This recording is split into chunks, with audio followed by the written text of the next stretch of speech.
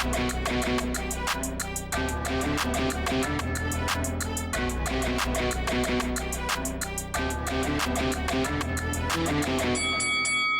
guys, welcome to Boxing Squared for boxing news and views from around the internet. Arslanbek Makhmudov, the Russian who fights out of Canada, has scored one of the fastest knockouts of the year, stopping Dillon Carman on a card which was headlined by David Lemieux. That stoppage coming in mere seconds, all over in about 6 seconds. 2 punches thrown, 2 punches landed. The second, a flicking left hook. Carman goes down and it's all over. The ref had seen enough. So obviously, we were expecting this would probably end in a Makhmudov win, a Makhmudov KO, likely under 3 rounds, possibly even in the first round. But I don't think anyone saw this coming in terms of under 10 seconds.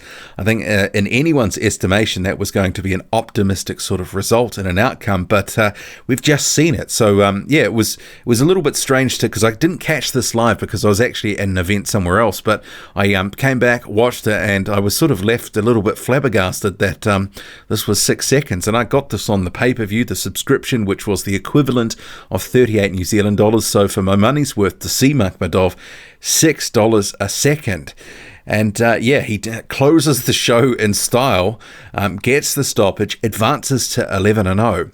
And I guess the question now is, what next? On to the next one.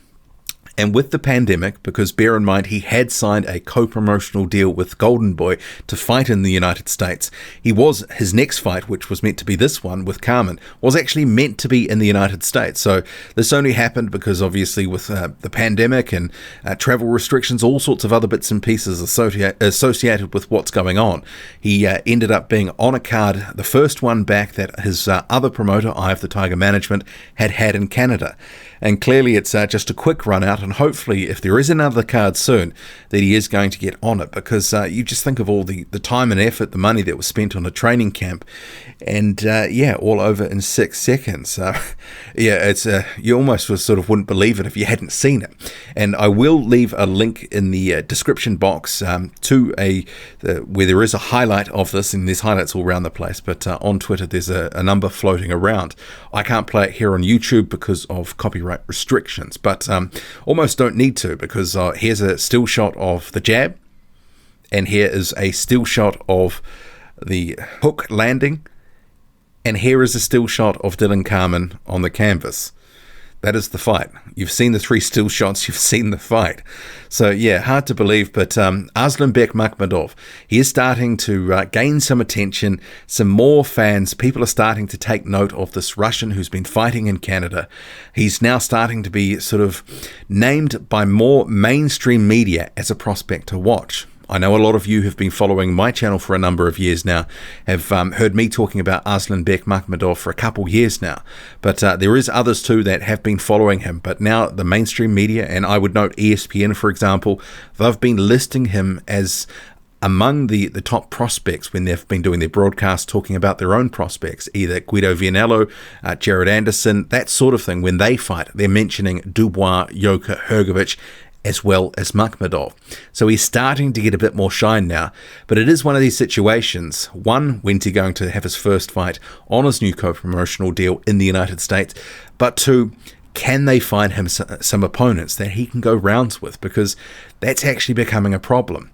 This guy obviously is powerful. He's got power in both hands. Generally, it's the right hand that does the damage, the right hand and also the right uppercut. Tonight it was the left hook, and probably maybe because Dillon Carman was expecting something from the right hand, he was open to the left and it floored him and it was all over. But he needs some test now, some really durable guys, and it becomes somewhat hard to get him some of those learning fights because he has fought a number of these durable sort of journeymen that are on his record already, guys who've gone rounds with a number of guys, but he's been stopping them, you know, quite early in the piece. Jason Bergman was an example. So yeah, Avery Gibson, another. So hopefully they can get him out soon, because one, I'd like to see him back soon, hopefully another fight in 2020, and two, that would maximize my subscription to punchinggrace.com, where Arslanbek Makhmudov fights when he is actually in Canada. That's where the fights are shown, punchinggrace.com. So for my personal circumstances of, instead of making it $6 a second, I would hope to make that count a bit more. But yeah, overall, Makhmudov starting to get a bit more hype and buzz, and this will only help because obviously when you say, look, this guy just took someone out in 6 seconds, and Dillon Carman is not, some bottom of the barrel opponent. He is actually a generally regarded sort of, journeyman that's sort of tough and durable.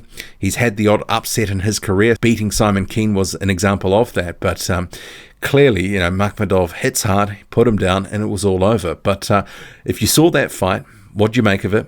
What do you make of Arslanbek Makhmudov at the moment? Where do you see him going?